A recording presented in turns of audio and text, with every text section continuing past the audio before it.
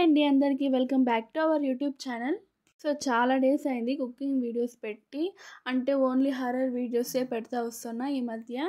మీకు ఏ వీడియోస్ అంటే ఇష్టం, కుకింగ్ వీడియోసా లేకపోతే హర్రర్ వీడియోసా? ఏ వీడియో నచ్చితే అది కామెంట్ చేయండి.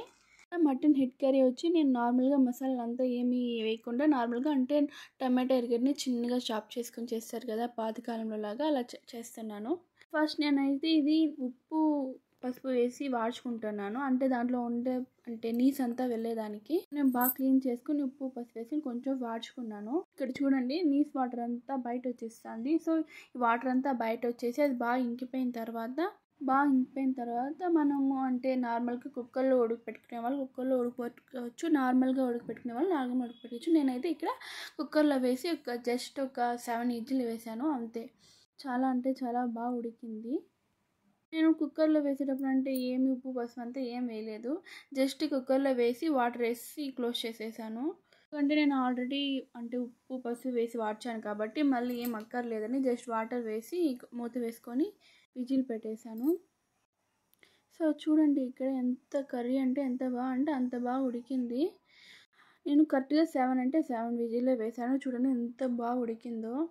ఇంకా ప్యాన్ పెట్టుకొని ప్యాన్ హీట్ అయిన తర్వాత ఆయిల్ నేను జస్ట్ 3 స్పూన్స్ అంటే 3 స్పూన్సే వేస్తాను. ఇది ఏ కర్రీకైనా ఎక్కువ ఆయిల్ అయితే నేను యూజ్ చేయను. సో ఆయిల్ వేసిన వెంటనే ఆవాలు ఉద్దిపప్పు వేసి నార్మల్గానే పోపు పెట్టుకొని దాంట్లో ఓన్లీ వెల్లుల్లి మాత్రమే వేసుకుంటున్నాను. నేను బాగా స్మాష్ చేసుకొని వేసాను. సో అది కొంచెం ఫ్రై అయిన తర్వాత మనం ఆనియన్స్ కట్ చేసి పెట్టుకుంటాం కదా, దాన్ని వేసుకోవాలి. ఇంకా ఆనియన్స్ వేసుకొని ఆనియన్స్ బాగా అంటే గోల్డెన్ కలర్ వచ్చే వరకు బాగా ఫ్రై చేసుకోవాలి. సో ఫ్రై చేసుకున్న వెంటనే మనం టమాటా వేసుకోవాలి. నేను ఇంకా ఏం మసాలాలు అనేది యాడ్ చేయలేదు, అల్లం ఇలాంటివంతా ఏమి, జస్ట్ నార్మల్గా కట్ చేసుకుని వేసుకుంటున్నాను టమాటా ఎరగడ్డలు.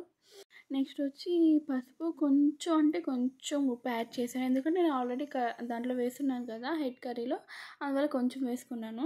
ఇంకా అంతే కొంచెం బాగా వాడిన తర్వాత టమాటా ఎరగడ్డలు అనేది సో ఈ హెడ్ కర్రీ అనేది దాంట్లో వేసుకున్నాను. ఆల్రెడీ మనం ఉడికిపెట్టుకున్నాం కదా, దాని అనేది దీంట్లోకి వేసుకున్నాను.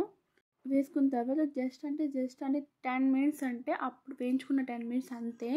అంటే దాంట్లో ఉండేవంత స్మెల్ అంతా ఎంత బాగా వచ్చిందంటే అంత బాగా వచ్చింది. సో బాగా వేగిన తర్వాత కొంచెం కారం వేసుకోవాలి. కారం వేసుకొని కొంచెం పర్లా వేగించిన తర్వాత వాటర్ వేసుకోవాలి మనం.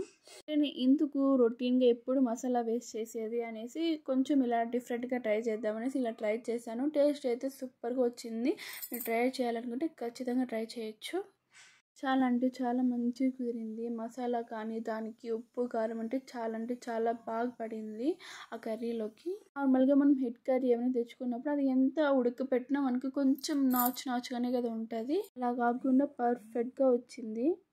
అంతే అండి. సో ఇలాంటి బాగా కొంచెం వాటర్ వేసి కొంచెం ఉడికినిచ్చి ఇంకా మనం మసాలా వేసి, నీకు ఏం మసాలా వేయలేదు, జస్ట్ మటన్ మసాలా ఒకటే యాడ్ చేశాను అంతే. చాలా అంటే చాలా బాగా వచ్చింది టేస్ట్. ట్రై చేయండి కంపల్సరీ. అంటే మటన్ మసాలా వేసుకొని కొంచెం ఉడికినిచ్చి ఆ తర్వాత ధనియాల పొడి అనేది నేను యాడ్ చేశాను. ఎందుకంటే మనం కొంచెం అంటే మసాలా ఏమన్నా వేసినప్పుడు వెంటనే ఆఫ్ చేసేసామంటే ఆ మసాలాలన్నీ పట్టవు అసలు ముక్కలకి. మనం అంటే మసాలా యాడ్ చేసిన తర్వాత కొంచెం ఉనిసి కొంచెం దాంతోపాటు కలుస్తుంది ఆ మసాలా అనేది గ్రేవీకి. సో అప్పుడు చాలా అంటే చాలా బాగా వస్తుంది టేస్ట్. అంతే, హెడ్ కర్రీ అనేది రెడీ అయిపోయింది. ఇంకా మన ఛానల్ ఎవరైనా సబ్స్క్రైబ్ చేసుకోకపోతే డూ సబ్స్క్రైబ్. అంతే, వీడియో బాయ్.